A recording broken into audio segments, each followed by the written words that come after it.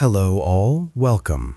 Today we will be covering whether the Federal Arbitration Act preempts state rules that condition the enforceability of arbitration agreements on the availability of class arbitration. As part of this video, we will cover the audio recording of the case and also cover the decision by the court at the end. Vincent and Liza Concepcion purchased cell phones from AT&T Mobility, which advertised the phones as free. They were charged approximately $30 in sales tax on the retail value. The Concepcions filed a putative class action alleging fraud, and AT&T moved to compel individual arbitration under its service agreement, which contained an arbitration clause with a class arbitration waiver. Under California's Discover Bank rule, class arbitration waivers in consumer contracts of adhesion were deemed unconscionable and unenforceable if disputes were likely to involve small amounts of damages. AT&T argued the FAA preempted California's Discover Bank rule because it stood as an obstacle to the accomplishment of the FAA's objectives of promoting arbitration. The Concepcions argued states retain authority to apply generally applicable contract defenses like unconscionable to arbitration agreements. The central legal question was whether the FAA preempts a state judicial rule that conditions enforcement of an arbitration agreement on the availability of class arbitration procedures. Following is the audio recording of the actual court hearing. We'll hear argument first this morning in Case 09893, AT&T Mobility versus Concepcion. Mr. Pincus. Thank you, Mr. Chief Justice, and may it please the Court. The Ninth Circuit concluded in this case that a state law may mandate the use of a particular procedure in arbitration as long as the law also requires the use of that same procedure in litigation. That interpretation of Section 2 of the Federal Arbitration Act would permit a state to oppose in arbitration any procedure employed in court and thereby require arbitration to be a carbon copy of litigation, precisely what the Act was designed to prevent. Section 2 of the Federal Arbitration Act provides that an arbitration agreement may be held unenforceable under state law only if the state law rule being invoked to invalidate the agreement qualifies as a ground that exists in law or equity for the revocation of any contract. Respondent argues that because California's Discover Bank rule does not facially discriminate against arbitration, it falls within the Savings Clause. But the plain language of the Savings Clause makes clear that it is not limited to statutes that discriminate facially against arbitration. By referring to any contract, it makes clear that, as this Court has said, the rule must be applicable to contracts generally. What if a state finds it unconscionable to have an arbitration clause in an adhesion contract, which requires the arbitration to be held at a great distance from where the other party is and requires that party to pay the costs of the arbitration? Can a state not find that to be unconscionable? It can, Your Honor, and that wouldn't apply to other contracts. But the legal doctrine that the state is applying there, as states have, and as we discuss in our brief, is a doctrine that applies a general principle of unconscionability with principles elucidating how it applies. Well, are we going to sit in judgment? The board. Are we going to sit in judgment? I know you say it has to shock the conscience. But if a state wants to apply a lesser standard of unconscionability, can we strike that down? If it wants to apply a lesser standard to arbitration clauses, yes, absolutely you can, because that would violate what is at the core of the provision, which is discrimination against state law. If a state legislature enacted a statute and it was headed arbitration, unconscionability rather, and Section 1 of that statute had general principles that to be applied to all contractual provisions to determine unconscionability. It must shock the conscience. The question is addressed with respect to the party before the court against whom the contract is going to be applied. And the third principle is unconscionability is decided ex ante. Yeah. And then Section B said — I'm sorry. What's the difference then with the act that you're positing? A state comes in, or I should ask you, is there no difference between a state saying these terms in a contract are unconscionable, making the petitioner always pay the fees and making him or her arbitrate in a different state. That's unconscionable. Or a general rule of state law that says in a contract of adhesion, the stronger party can't impose undue cost or expenses on the other side to vindicate their rights, whether it's in litigation and or arbitration. In your mind, there's no difference between those two things? Between those two approaches to the issue? I don't think so, Justice Sotomayor. Maybe if I could finish with my example, it may elucidate the So then distinction how do that you I'm trying to address draw. Justice Scalia's — if you're saying there's no difference between those two things, then how can a state find those terms unconscionable? Under what theory, general theory of law, would they be permitted? I think the critical question is the state applying the same principles to arbitration of unconscionability to arbitration agreements as to other agreements. And in my example, I was positing a first provision that laid out three principles that would be applied. If Part B of that section, or Part 2 of that section, said with respect to arbitration agreements, on the other hand, we are going to require that the procedures be equivalent to what is in court. We are going to look at the time the dispute arises rather than ex ante, and we're going to look at the effect on everyone, then I think it would be quite clear that that would be discrimination. That's bad, absolutely, but that's not what the State's going to do. The State is simply going to say, we find this to be unconscionable. And you say, it's not unconscionable, it's very fair indeed. But the State says, yeah, we think it's unconscionable. Are we going to tell the State of California what it has to consider unconscionable? Respectfully, Justice Scalia, I don't think that's what the State is doing here. I think what the State is doing here is not saying under the same principles we apply elsewhere, this is unconscionable. The State is saying it's quite clear that it's — I'm sorry. There's nothing that indicates that California courts are applying a different concept of unconscionability. You haven't come up and said, oh, look what they did here, and in another case they said it has to shock the conscience. Maybe across the board, California is saying we think that unconscionability should have a broader meaning. Is it unfair to the weaker party to the bargain? Is there really no genuine agreement here? And if that is so, that will fit our definition of unconscionability. We don't have anything that says — California court hasn't said we are applying a special definition of unconscionability to arbitration agreements.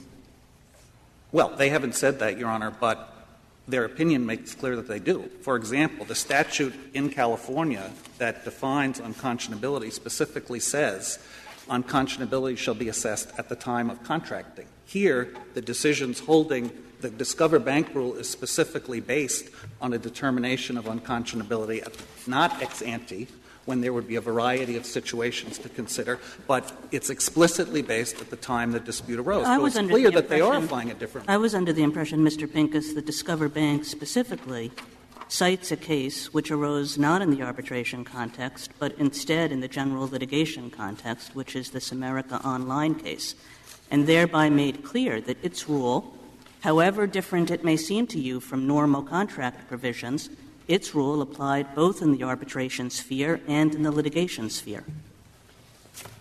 Justice Kagan, I think that question goes to a separate question. I think Respondent has two arguments. One is because this rule applies to all dispute resolution provisions, it is a general — it applies to any contract that qualifies under Section 2. We think that that clearly can't be the case for several reasons. First of all, Section 2 says any contract, and that, the Court has said, means principles that apply to contracts generally, not principles that are limited to — Well, any contract could have an arbitration clause. True, Your Honor, but if the provision meant that, then as long as a State law banning arbitration said we're banning arbitration in any contract, then the State could say it applied to any contract, or a provision that said juries are required to resolve every dispute. Can we put aside one feature of this? You are not claiming that vis-a-vis litigation, arbitration is being disfavored, which was the original concern about arbitration agreements and what prompted the Federal Arbitration Act. The courts didn't like to have their business taken away, and so they were disfavoring arbitration contracts. That's no part of the picture here as far as I can see, because the rule is the same whether it's litigation or arbitration. Well, we do make an argument, Your Honor, that the impact of this rule is much more significant on arbitration than it is on litigation, because it basically, with respect to litigation, it is reaffirming the default rule, but with respect to arbitration, it has a quite significant different effect, which is really to transform arbitration in the ways that the Court described in Stolt-Nielsen. And so we do argue that it does have a disproportionate burden, but our principal argument here is that any contract requirement means that the state law rule being applied has to be a rule that applies generally to contractual provisions. Yeah, but some elements of unconscionability can only arise in a litigation or an arbitration context, such as requiring the complaining party to litigate or arbitrate at a distant location. How can that possibly apply to any other contracts? Well, that now turns to the second argument that respondents make, which is even if the mere fact that it applies to litigation and arbitration satisfied Section 2, the rule satisfies Section 2 because it is merely a specific application of California's general unconscionability rule. Yes. And our response to that is it is quite clear that three critical respects. It is the principles that were applied, not the result, but the principles that were applied in order to find unconscionability here are different than the principles that are applied in every other context. My example, what are the three? The three are, first of all, looking to the effect on people other than the parties to the dispute. In every other case, the question is, is it fair to the person before the court to apply the contract to them? Here, the district court found it was quite fair to apply it to that person. The problem was third parties. Second issue, when is the unconscionability decision made? As I said, the statute says ex ante. Here the decisions explicitly say we're going to look at it at the time the dispute arises. Third question, the general standard is so unfair as to shock the conscience. Here the standard is there a deterrent effect equivalent to a judicial class action? Three critical differences, three differences that are not differences in result, but are differences in the legal principles that are being applied to determine unconscionability. I thought that Discover Bank is the California case that sets it out. Is that correct? Yes, Your Honor. So that's California law. And what they say in Discover Bank is they're talking about class waivers in both arbitration contracts and not arbitration contracts. And they say they're void when it's a consumer contract of adhesion, when there predictably involves small amounts of damages, when it is claimed that the party with the superior bargaining power has carried out a scheme deliberately to cheat large numbers of consumers out of individually small sums of money, and the waiver becomes in practice the exemption of the party from responsibility for its own fraud. Now, those seem to be the principles that apply. Those principles apply to litigation. They apply to arbitration. What's the problem? They don't say anything there about the things you mentioned. They just mention four things, which I just read. Well, and the only, as I said, there are two questions in this case, and I think it's helpful to keep them separate. One is it permissible simply because the rule applies to both litigation and arbitration? Is that sufficient to satisfy? No, I would guess it's like Switzerland having a law saying we only buy milk made by cows who are in pastures higher than 9,000 feet. That discriminates against milk from the rest of the continent. But to say we want cows that have passed the tuberculin test doesn't. So I guess we have to look at the particular case. And here my impression is, correct me if I'm wrong, that class arbitration exists. It's not like having a jury trial. You could have it in arbitration. You can have it in litigation. So where's the 9,000-foot cow or whatever it is? Where is the discrimination? Well, I think this is exactly the 9,000-foot meadow, Your Honor. because I think the problem here is it is not possible, based on the language of Section 2 or any other basis that we can think of, to say a statute that requires the full use of discovery procedures in court and in arbitration, or factual determinations by a panel of 6 individuals selected at random. Mr. Pincus, I'm necessarily saying that, as I read it, the plaintiff brought a case to court, not to arbitration, and then there was a motion to stay the court litigation. Why isn't it a proper reading of this case to say you want, if you're in the arbitration forum, it's bilateral, but you can't do these plaintiffs out of a class action. So if you don't have a class action in arbitration, you can have it in court. That is, the class action is preserved, not necessarily in the arbitration forum, but in the court. Well, I think the problem, Justice Ginsburg, is both prongs of that requirement are independently problematic. I think for the reasons that I was just saying, and I think for the reasons that the Court explained in Stolt-Nielsen, requiring class arbitration is just the same as requiring discovery or a jury trial or all of the other judicial processes in arbitration. And if the alternative prong of that is to say, well, if you don't do that, you must exclude these claims from arbitration, is independently. But they're not requiring. Can you let him finish? Sorry, go ahead, Justice Sotomayor. They're not saying you have to have arbitration, class actions in all arbitration proceedings. They're identifying a class of cases in which they perceive the state, who's their own sovereign, and the Savings Clause in the FAA permits them in law or equity to set forth rules to say, in this subset of cases, there is a substantive right being affected. That's different than rules that are looking at procedures and setting uniform procedures in both. How do we draw the line between a law that says discovery has to happen in arbitration and one that says in a contract of adhesion, if the superior party retains the right to do discovery but tells the inferior party you can't, and a state says that's unconscionable? Your Honor, I think that's the precise difference between the two issues that are in this case.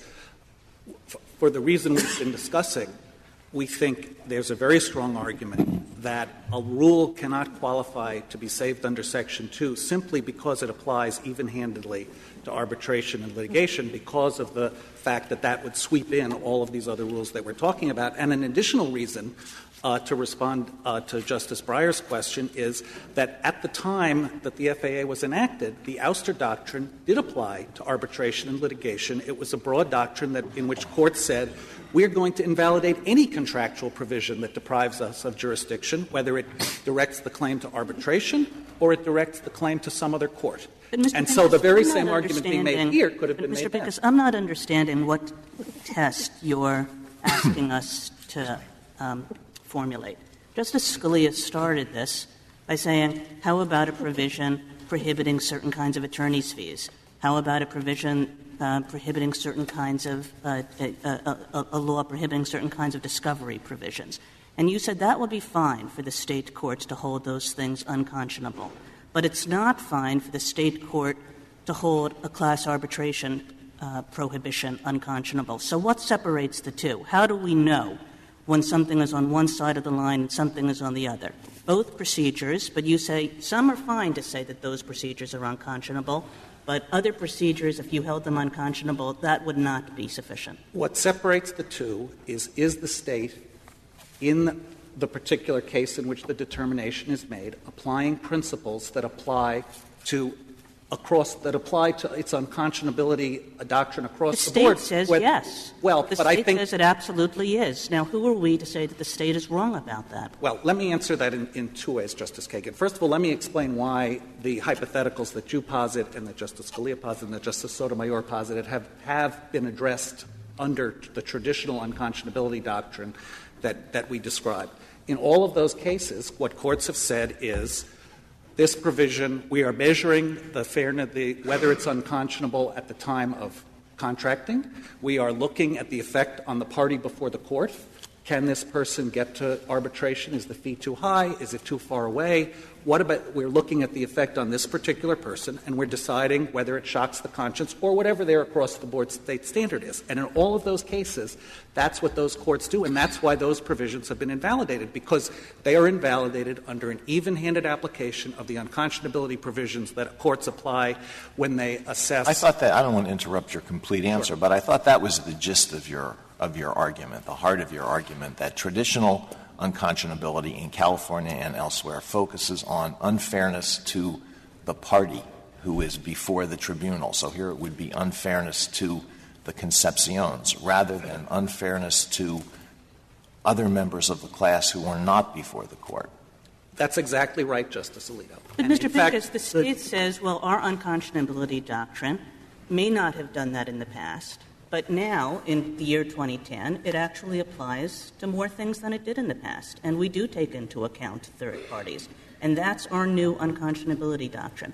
That may be a good unconscionability doctrine or it may be a bad unconscionability doctrine, but it's the State's unconscionability doctrine. But it is not the State's general unconscionability doctrine, Justice Kagan. It's a doctrine that applies only in the context of class waivers. And that's the problem. If the State were to adopt a general statute that said, for unconscionability purposes henceforward, we will look in assessing the unconscionability of every provision at third parties, at the impact on third parties and whether it's fair to them, perhaps they could do that. I think there might be some reasons why a State wouldn't do that, because that would upset a lot of things in the judicial system that we think of as routine, such as confidential settlements and the fact that arbitration doesn't require publication or estoppel, and all kinds of rules could be invalidated on that ground. But at least it would be an even-handed rule that the State applied across the board, and it would also apply to things like the level of rent in rent contracts and statutes of limitations and all sorts. Why? But Why? here, Why? that's not — I'm sorry. Why? That's, I think, what Justice Kagan is getting at. If a State wants to have a doctrine which says you have to have a seal of a certain kind on certain kinds of contracts, they've never done it before, but now they do it, and on that kind you have to have a seal both on the arbitration contract and on the other. And here what they've done is they've listed the four characteristics from Discover Bank, and they've said all contracts to do with litigation have to satisfy those four. At which point I think Justice Kagan said, so what if they've never done this before? They sure have done it now. And what's the basis for saying that the Arbitration Act or any other part of Federal law forbids California from doing that? Two answers to that, Justice Breyer. First of all, they haven't done it generally with respect to contracts. They have made up a special rule that is targeted on a special kind of contract and that carries, to the extent one is worried about non-facial discrimination, designing the category of contracts relating to litigation or dispute resolution is precisely the kind of category that most presents the risk of discrimination that isn't facial. And again, whatever any contract means, we think it has to mean that the category of dispute resolution contracts can't be one that satisfies any contract, because at the time the law was enacted, the Ouster Doctrine did just that, and it was the doctrine that was being targeted. But it seems to me that all State or most State statutes pertaining to contracts pertain to a class that's not entirely universal. Suppose if the State had a statute referring to banks, contracts with banks. Now, that doesn't apply to all contracts because it doesn't apply to railroads. But we know that it applies to a class that generally includes both arbitration and non-arbitration. And that's this case, because there can be class action rules with respect to litigation and class action rules with respect to arbitration. So you have to have some rule that recognizes that you don't have to have the entire universe of contract. Well, and I'm not quite sure what your test is. You have a few of them in your brief. Well, I think the any contract language of the statute shows that Congress was not providing that everything other than facial discrimination qualifies for the savings clause, because it could have said any non-discriminatory rule. It said a rule that applies to any contract. And the reason for that, we think, is because of the ouster doctrine that it was confronted with, which did apply to both arbitration and litigation contracts, and because of the risk generally that a contract rule could be devised that maybe didn't facially discriminate against arbitration, but had the effect of targeting arbitration disproportionately, and that's what's going on here. So how do you have special rules applicable to banks? Well, most bank contracts by banks. Can't a state say, certain bank contracts have to have this or that? In most of the examples that we have looked at of situations like that, the contract principles that are being applied are general principles, and perhaps they are being specified for particular categories of contracts, like the UCC, but they are tied to general principles. They claim that here. They claim it's the general principle of unconscionability. But I think, as I've discussed, the problem here is it has the label unconscionability on it, but the test that is applied has nothing to do with the test that's applied in every other context. So it's an easy case to decide, going back to my statutory example, this is an unconscionability, this is a test that may have the label on it, but everything that the court looks at to find unconscionability or to find this impermissible are things that are not looked at in the other context. And in the other context, indeed, as the district court said, this contract is more than fair under our general unconscionability standard, because the people before the court are better off than they would be so in now class action. We have to serve as reviewers of state law. We have to look at what the states are doing and to interpret their own laws. I think what the court has to do, as it does in the independent and adequate state ground context, in other contexts, is to determine whether the state is applying a rule that discriminates, because the core protection of Section 2 is discrimination. And so if the state has devised a rule that clearly discriminates but has simply put the label on of unconscionability, surely the FAA permits the court to look at that. Otherwise, the protection will be reduced to nothing. So if we looked at California law and we find other instances of unconscionability that are applying a standard less stringent than shock to conscience, then we would say, okay. No, Your Honor. I think the critical question here, are there other cases that look to the effect on the party before the court? We found none, and respondents have found none. Are there other cases that assess whether it's unconscionability at the time of the dispute rather than at the time of contracting? There are none. The statute specifically requires it to be done at the time of contracting. And are there cases that say we're going to look at whether something is not whether something is so unfair as to shock the conscience, but at whether it is the equivalent to some statutory procedure? There are none, and that's the problem. But Thank you. Thank you, Mr. Pincus. Thank you.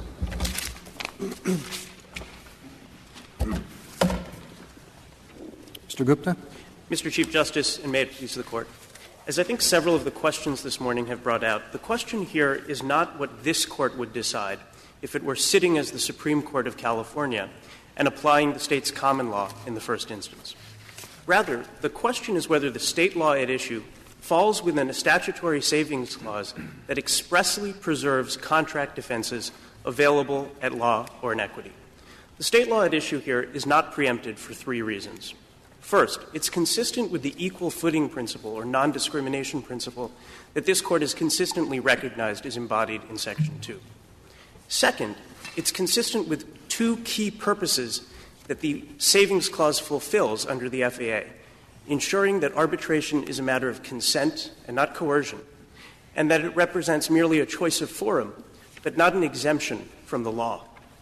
And third, the state law at issue is a correct and legitimate application of the state's common law to which this Court should defer. If I could just go to your second reason, seemed to be focused particularly on arbitration as opposed to a principle that applies to every other contract. Well, let me be clear about what I mean by the second reason. I think that the savings clause in the FAA serves two critical purposes, and that is that the contract law doctrines ensure consent. You don't have arbitration unless you have a consensual agreement between both parties, and you look to state contract law to determine whether there's consent. And also, I think as this Court has repeatedly said about arbitration under the FAA, it represents a choice of forum, but it doesn't withdraw the parties from the substantive liability rules of well, the but state. the substantive state liability rule on the issue you're addressing is that you consider the issue of consent ex ante. And with respect to arbitration, they're considering it at the time the dispute arose. Isn't that a discrimination against arbitration agreements? Well, first of all, I think it's a question of state law whether the determination is ex ante or ex post. But we actually — Well, sure, that's true in all of these cases. It's a question of what the state law provides. Then you consider whether it's consistent with the Federal Arbitration Act. Right. And the Discover Bank application of state unconscionability law, we believe, is an ex ante analysis. It looks at whether the contract is fair or exculpatory at the time that the contract is made. And indeed, there's the two arguments that Mr. Pincus made about California unconscionability law are somewhat at war with themselves. He said that the doctrine looks to third parties and that that's illegitimate. And he said that the doctrine is ex post and that that's illegitimate. But in fact, from the perspective of a consumer that's entering into this contract, from the perspective of any AT&T consumer, they don't know whether they're going to be among the very few consumers who detect fraud, recognize a legal claim, or hire a lawyer to do so, and come forward and seek compensation. And so the Concepcions are situated just like any other AT&T customer, and that is the point at which fairness is assessed. So from the perspective of California unconscionability doctrine, the Concepcions and all the other AT&T customers are not differently situated.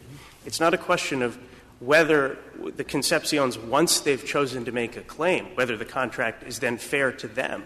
It's whether it's fair to any AT&T customer. Well, what other area of contract law does the Court consider unconscionability not with respect to the parties before the Court, but with respect to third parties? Well, I think, first of all, the California state law is applying an exculpatory clause prohibition that has been on the books since 1872 in California. And if you look at the cases, many of which we've cited in our brief, but doesn't that look to the parties before the Court rather than third parties? No. In fact, the California courts have developed a test that says we'll enforce exculpatory clauses, or what would otherwise be exculpatory clauses, if they don't have significant public effects. So the test under that statute is actually to look to the public effects, the effects of similarly situated people that are parties to the contract. And, for example, there was a case in the early 20th century under that statute where the question was whether a banking contract was unfair. And what the Court said is that the parties to the contract are not the only people that matter here. What matters is the interests of the banking public. But are there any general rule of contract law that contracts contrary to public policy could be unenforceable? It seems to me that's quite different than saying we're worried about third parties that are in the same position as these particular parties. In other words, it's not simply adverse public consequences, but it's a different mode of analysis than I'm familiar with under basic contract law. Well, again, I want to try to explain why I don't think that the Concepcions are any different from what Mr. Pincus is describing as third parties. At the time that they enter into the contract, the question is whether the contract ex ante is unconscionable as to them. And they're just like anyone else. They don't know whether they will detect this fraud and be able to come forward. And so the question is that unconscionable as to them? It's not looking only to the effects on third parties.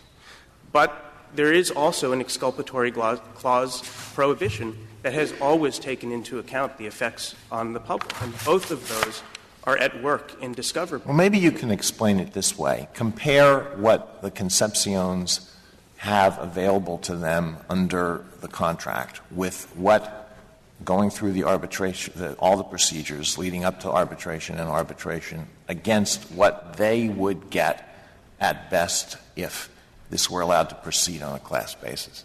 Right. Why are they better off with a class adjudication?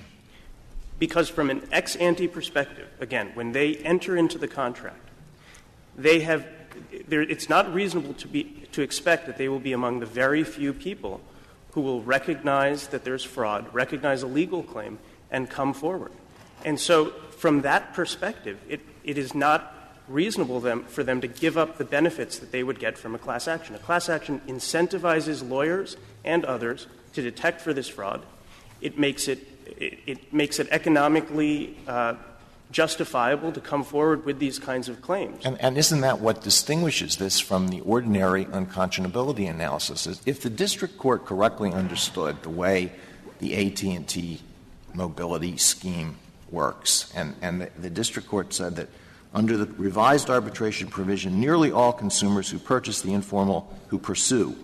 informal claims process are very likely to be compensated promptly and in full, et cetera, et cetera. If the district court understood that correctly, the scheme here is found to be unconscionable because it doesn't allow the enlistment of basically private attorneys general to enforce the law. And isn't that quite different from ordinary unconscionability analysis? I don't think it is. I mean, obviously, it's impossible to come up with a precise analogy that's going to be on all fours. But in our case, we cite, in our brief, we cite cases involving unreasonably shortened statutes of limitations, where the California courts for over 100 years have found that those can be deemed unconscionable. And the principle is the same. Those kinds of clauses can interfere with a party's ability to have notice that they have a claim and take action on that claim. That kind of procedural limitation has always been deemed unconscionable. Suppose that this didn't have what's called a blowout clause. Suppose that kind of clause was not in there, and the consumer opts out of the arbitration. The arbitration doesn't go well anyway. Can the consumer then insist on the arbitration that the consumer bargained for? The individual arbitration that the consumer bargained for? Well, under this clause, the consumer will always have the ability to proceed on a bilateral basis. So then the bank has to have liability for exposure for two different proceedings? Well, that's true anyway, right? The mine run of consumer claims. But you're saying then California can say it's unconscionable to allow the parties to agree that there will be just the single arbitration proceedings. I don't see how the third parties are necessarily protected if you say that the consumer still has the election. That certainly isn't what they bargained for. Well, maybe that's just a quarrel with the content of the unconscionability standard. Right. Rather than FAA, but I think it does bear on at least Section 4 of the FAA. Well, and maybe I'm misunderstanding your question, but I think, that's true of any of the procedural limitations that petitioners concede would be subject to the unconscionability doctrine.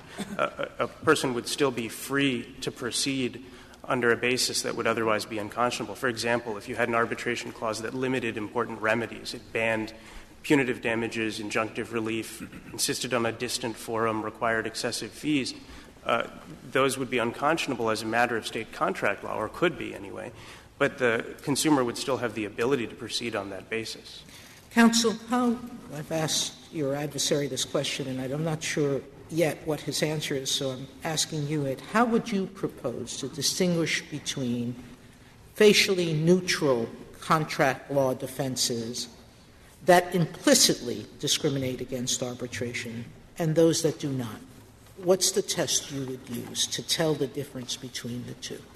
Because obviously there are subterfuges that some legal systems could use to address themselves just to arbitration. So how do we tell the difference? Right. We don't deny that's true, but it's not that different from the way this Court approaches state law in general. You start from a position of deference. The Court says this is facially non-discriminatory law. It's generally applicable. But there's a limit on that. If the state law is if the state is engaging in obvious subterfuge to deny federally protected rights, this Court has always said how do we test there's a limit. I mean, other than I don't want to look through legislative history and determine whether some committee person said something that sounds like subterfuge. How do I look at the law and its effects and determine that subterfuge or that discrimination? I think in the first instance it would be an objective determination. You would see whether the state court is telling the truth. Is this law really being applied in the same way in the arbitration context and outside of the arbitration context? And here we know, because as Justice Kagan said, The first California appellate case on point is a case outside of the arbitration context, the America Online case. The Discover Bank case relied on that case when it struck down a class action ban in the arbitration context. Your brother says that where do you get obvious subterfuge in the Federal Arbitration Act? That's not in the Federal Arbitration Act, Your Honor, but in the Mulaney versus Wilbur case, in other cases where the Court is describing the limits on deference to state law, those are the kinds of standards the Court has used. If it's not a credible rule of state law, if the state is not really doing what it's saying, and the result is the deprivation of federally protected rights, this Court has always said that there's a limit on deference to state law. Now, that's in the independent, adequate state ground context, which strikes me as quite different. We have a statute here that says the arbitration agreements have to be treated like any other contract, any contract. I don't see how that's the same as obvious subterfuge. Well, I'm addressing Justice Sotomayor's question. If I understand it, it's when you have a facially non-discriminatory rule of contract law, where when you look at the face of the opinion, nothing suggests it's non-discriminatory. And the question is, how do you tell whether the state court is not telling the truth? And I think in that circumstance, you'd have to — I can't think of any other way you would do the analysis. Well, you have to do it. You do it differently because they might be telling the truth. The example that your brother lawyer gave is this, that we have a state, and the state says if you have a contract in the dispute resolution provision, whether you have arbitration or not, that provision is void if it says you won't have a judge. And it's void if it says you won't have a jury. Right. And it's void if it says that you will not go to the United States courthouse for deciding all federal claims. That applies whether there's an arbitration clause or not an arbitration clause. Now, that would seem to me no subterfuge. It is absolutely clear. They're not lying. It just happens to prevent arbitration. And he says that's absolutely true of this one, that once you get into class actions, you will discover you have something that really looks like a court case. You have to have discovery. You have dozens of lawyers involved. You have depositions. You're running off every 5 minutes to the judge or to somebody to say, is this deposition good, bad, or indifferent? You have methods for enforcing the deposition. You have all kinds of things. He can make a much bigger list than me. So he says this case is like the case of California saying everybody can decide it any way they want as long as they do it before a federal judge. Okay? Now, what's your answer to that? Well, obviously, we concede that those kinds of rules are preempted. Yeah, but what's your answer to his specific effort to assimilate the issue in this case, which is the class action, to the made-up issue, which you concede is a discrimination? Right. I think there are two limiting principles in addition to the discrimination inquiry. If discrimination doesn't get you there, you can then ask, is the rule tantamount to a rule of non-enforceability of arbitration agreements? So, for example, if a state law says you cannot waive the right to a public jury trial, now obviously that renders all arbitration agreements unenforceable. It contradicts the general rule of enforceability. To read the savings clause to allow a rule like that would be to read the rule. What about a rule that says what you have to have in any contract is a rule that all the rules of the federal civil procedure apply to discovery, not necessarily in a courtroom, but you have to follow exactly those procedures? I think that would bring into play the second limiting principle, because parties could contract, obviously, to agree to certain procedural rules like that. Mm-hmm. But I think that would bring into play a principle of obstacle preemption. Okay. Now, why isn't this obstacle preemption? Right. I think one of the purposes, we agree with petitioners about this, one of the purposes of the Federal Arbitration Act is to allow parties to contract for procedures, to tailor their procedures. And in general, the courts ought not to be interfering with those kinds of consensual decisions. But there are two other important purposes at play, and no statute pursues its purposes at all costs. One of those purposes is to ensure that there's not coercion, that you have a consensual agreement. And another, just as important, is to ensure that arbitration merely represents a change of forum, but isn't an exemption from the law. And so I think that's what's at work in the examples that petitioner concedes. Mr. Gupta, I'd like you to focus on Stolt-Nielsen. And Stolt-Nielsen, this Court said that absent express consent, no class arbitration. If the seller or employer, whoever it is, doesn't want class arbitration, doesn't have to have it. And here, that's surely the case. The AT&T has not consented to class arbitration. Then California law says, well, that's okay. Then you'll be subject to a class action suit in court. But the very purpose of the arbitration agreement was that you would be in arbitration and not in a court. So why isn't Stolt-Nielsen dispositive of this case? I think Stolt-Nielsen is properly read as the question there was a question of contract interpretation. The question here is whether the agreement is valid in the first place, whether you have a contract. What Stolt-Nielsen tells you is that you cannot impose class arbitration on an unwilling defendant. Well, here you have an unwilling defendant, doesn't want class arbitration. Well, the defendant here has specified in its arbitration agreement that if the class action ban is invalidated, it would prefer to face any class-wide proceedings in court. And that choice is up to the defendant. If the defendant chose to face class-wide proceedings in arbitration, they could do so under the California rule, or they could elect to do so in court. And they could do so under whatever procedures they specified in the agreement or that were specified in a subsequent agreement between the parties. California law doesn't impose any particular procedures on the party. It just insists that in circumstances where the ban would function as an exculpatory clause, that there is some avenue for class-wide proceedings where claims wouldn't feasibly be litigated individually. Mr. Gupta, AT&T says that nobody would ever choose class arbitration. It's the worst of both worlds. You get all the procedures, you get broad liability, but at the same time you have no judicial review, so that this will effectively kill off arbitration in the consumer context. I think one answer to that is that some parties have chosen class arbitration, and we cite some examples in the brief. There have also been hundreds of class arbitrations conducted by the American Arbitration Association, the leading arbitration association. Class arbitration has existed for a quarter century, so it's not something that's foreign to arbitration. But also, I just refer back to what I said to Justice Ginsburg, which is that this is a matter of consent. Nobody is forcing defendants to face class arbitration, and nobody is forcing them to face it on terms that they haven't consented to.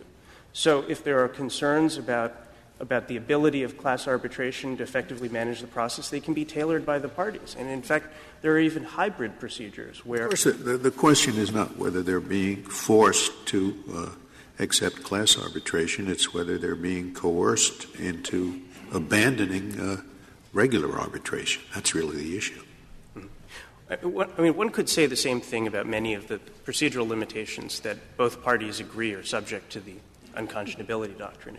If a defendant said, well, we don't want to face arbitration unless we can ban punitive damages or other important remedies, unless we can insist on certain kinds of discovery limitations that the state courts deem unconscionable because they don't allow the parties to vindicate their rights individually, the same argument would hold true.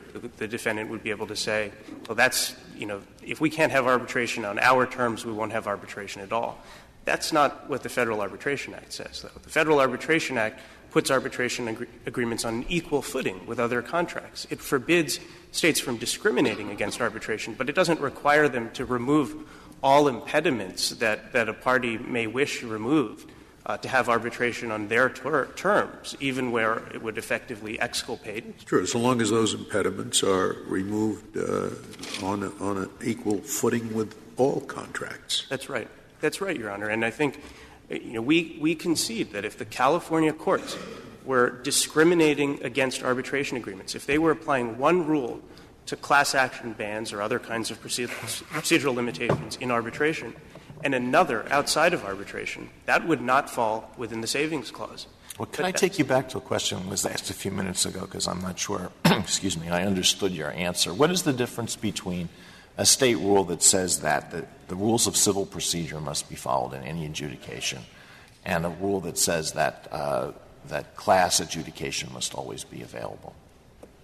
I think in the first instance, I don't think that I'm assuming that you're describing a rule that purports to apply general contract law, let's say unconscionability. Yeah. Right? Mm-hmm. I think it would be hard for a state to credibly claim that the absence of the federal rules of civil procedure systematically exculpate one party from liability. That just no. I'm not putting this under an unconscionability label. These are just general rules, and the question is whether they can be applied, whether they constitute discrimination against arbitration. Well, whether or not they constitute discrimination against arbitration, I think your first hypothetical would be preempted, because a state could not credibly be serving the purposes that the Savings Clause serves in insisting on the federal rules of civil procedure. Why? Because I don't think that a credible argument can be made that systematically functions as an exculpatory clause. There are going to be questions of degree here, but take, for example, discovery. I think that both parties would agree that if an employer said, I get discovery, and you, the employee, don't get discovery for your fact-bound. No, but I really would appreciate it if you would answer my hypothetical, or the one that was posed before. What is the difference, let me change it slightly, between a rule that says you must follow the rules of evidence in every adjudication and a rule that says that class adjudication must always be available? I think your answer comes down to the proposition that the former is inconsistent with the idea of arbitration, and therefore that's why it's not allowed. And the latter is not inconsistent with the idea of arbitration, and therefore it is allowed. Is that correct or not? No, I think the better way to analyze that is under the rubric of obstacle preemption, because there are important purposes that are served by the Savings Clause in invalidating certain procedural restrictions that have an exculpatory effect, a substantively unfair effect. But at the same time, the Act, to be able to function, has to allow parties to contract. Okay, it amounts to the same thing. We're insisting on compliance with the federal, with the California rules of evidence is an obstacle to arbitration, but insisting on the availability of class adjudication is not an obstacle to arbitration. But in the end, we have to make a value judgment about whether these things, one thing or the other, fits with arbitration. That's what it comes down to. No, I think that's not right. I mean, I think in the first instance you defer to what the state court says it is doing. And what the state says it is doing, and there's no reason to doubt this, is that it is preventing a procedural limitation that systematically favors one party, tilts the playing field to the degree that parties cannot feasibly vindicate their claims through arbitration. And when it imposes the rule that the rules of evidence apply across the board, it says it feels that these are necessary in order for parties to be treated fairly in every method of adjudication. Right. And, I mean, obviously the application of the federal rules of evidence don't have a systematic effect that favors one party or the other. And so I think a rule like that would not be credible. And I'm trying to answer your hypothetical, but I do think that the discovery — Where do we look to find the answer? I mean, I understand your answer, and I know the other side's going to say, well, this is a tremendous obstacle there. If I have one person to deal with, I say, you want your $75, I'll offer you $75. And if you don't take it, and I turn out to be wrong, I'm going to give you $7,500. That's their system. Right. All right, so they say the alternative is class action. There are 1 million customers I'm faced with a claim for $75 million. I can't afford that. I'll settle it, even if I'm right. And so if you have your rule, I'm going to be facing these things all the time. I'm not going to enter into arbitration agreements. I'll take my chances in court. Okay, now that's their argument. So it's empirical in part. What do I look to? It's not logic. It's a question of what should I read to show, in your opinion, you're right? I think you have to look first at what the state law is trying to do. And the hypotheticals about the insistence on jury trials, right, insistence on federal rules of evidence or civil procedure, those are clear. It just would not be credible for a state, I think, to say that those things are required.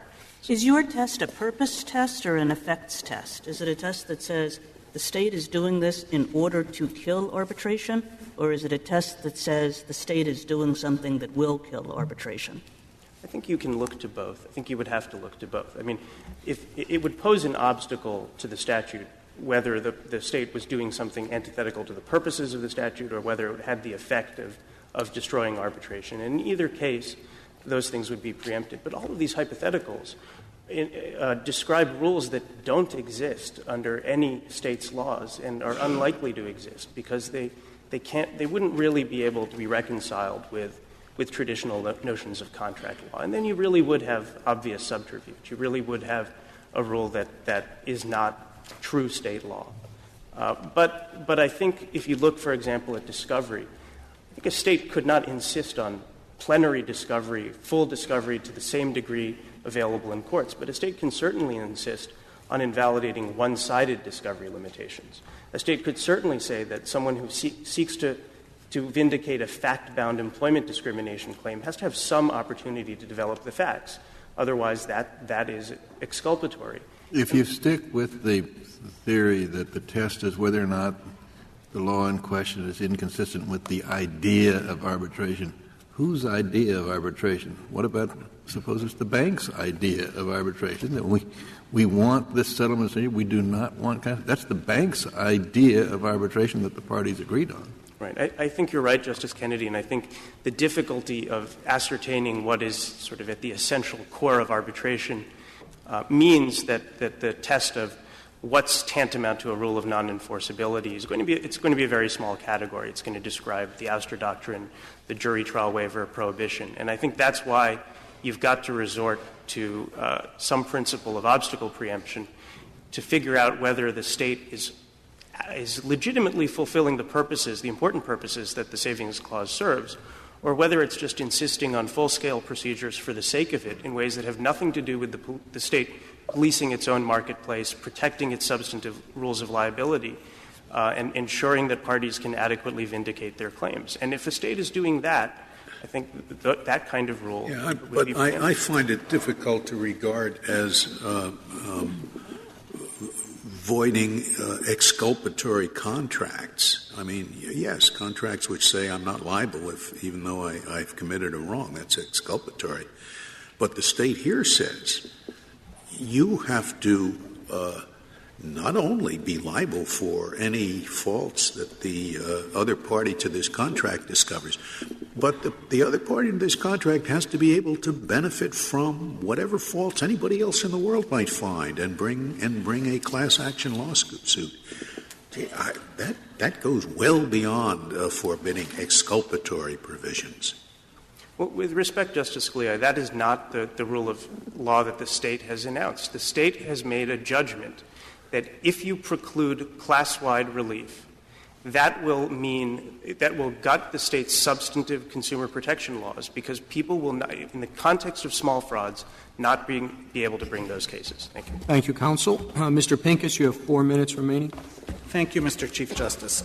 Although we believe we win under the principle of obstacle preemption that was just being discussed for the reasons that were enunciated in Stolt-Nielsen, we think there's a much easier way for the Court to decide this case. Congress, when it wrote Section 2, used the phrase any contract, and it clearly did that for a reason. And the reason was it recognized, as Justice Sotomayor said, that there could be attempts through non-discriminatory provisions to injure arbitration. And the protection Congress adopted was a prophylactic rule. It said if the state law rule that the state is trying to apply to an arbitration clause applies broadly to a large set of clauses, that's the best protection against discrimination, and that's why the any contract language is there.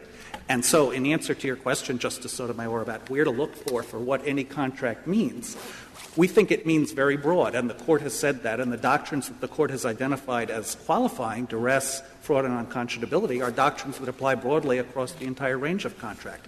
But one thing that's very clear, we think, is that it can't mean, any contract can't mean any dispute resolution contract because that is the gerrymandered category that most presents the risk of discrimination. And if the court holds that that category is impermissible to justify a rule, it deals with all of the hypotheticals that are being discussed, because they're all jury waivers, discovery, evidence. Those are all rules that, as the court has propagated, that hypotheticals are rules that apply to all dispute resolution clauses, and they're focused on dispute resolution clauses. So we think that disposes of the argument that Discover Bank can be applied simply because it applies to litigation contracts and arbitration contracts. The next question is Respondent's second argument, which is, okay, if that's not a reason it falls within the Savings Clause, it falls within the Savings Clause because it's simply an application of California's general unconscionability doctrine. And that is where we turn to the issues that I was discussing in the first part of the argument with the Court, which is it isn't, because in the three particulars that I listed, it is clearly a totally different legal rule that simply has the unconscionability label on it. And just to drill down on my colleague's discussion of that this was really an ex ante analysis, it couldn't be an ex ante analysis, because that would have to take into account that the vast majority of claims that anyone will ever have under a contract are non-classable claims. And as to non-classable claims, it's clear that the arbitration process is infinitely better than the court process, because for most small consumer claims, there is no real court process. And so if one were to make an ex ante assessment of the fairness to the parties before the court, it wouldn't just be about classable claims. It would have to include non-classable claims. And as to those claims, it's clear that there's a tremendous benefit to those people from the arbitration clause. With respect to exculpation, my friend referred to the California rule that the contract has to have a public effect. That is not about effects on third parties. In the Tunkel case, which is a California Supreme Court case that we cite, the Court makes clear that it's looking for contracts that in which public services are being performed and that are otherwise imbued with a public interest. It's not looking at all at the effects on third parties. Finally, my colleague spoke about lots of class arbitrations. To our knowledge, all of those class arbitrations were arbitrations that were conducted before this Court's decision in Stolt-Nielsen, where a party had a silent agreement, and therefore it was held by some lower courts to mean that class arbitration was permissible. We're not aware, as we say in our brief, of any contract that explicitly permits class arbitrations for the reasons that the Court discussed. It's not something that makes any sense. Thank you, counsel. The case is submitted. That concludes the audio recording of the court proceedings. The Supreme Court reversed the Ninth Circuit in a 5-4 decision. Justice Scalia delivered the opinion of the court, joined by Chief Justice Roberts and Justices Kennedy, Thomas, and Alito. Justice Scalia held that the FAA preempts California's Discover Bank rule because the rule stands as an obstacle to the accomplishment of the FAA's objectives. The FAA reflects a strong federal policy favoring bilateral arbitration, and states may not condition enforcement of arbitration agreements on the availability of class procedures that are inconsistent with the fundamental attributes of arbitration. Class arbitration sacrifices the informality, speed, and cost-effectiveness that make arbitration attractive, and it greatly increases risks to defendants. The court held that requiring class arbitration availability as a condition of enforcing arbitration agreements interferes with the FAA's purpose. Justice Breyer filed a dissenting opinion joined by Justices Ginsburg, Sotomayor, and Kagan. He argued California's unconscionability rule was a generally applicable contract defense that the FAA's Savings Clause preserves, and that the majority's decision would effectively immunize companies from class-wide accountability. This concludes this presentation. If you have thoughts on this case and judgment, do comment below the video. Also, to receive notifications of future cases, be sure to subscribe to the channel. Please share the channel link with your friends and peers that you think may be interested in or benefit from it. Thank you.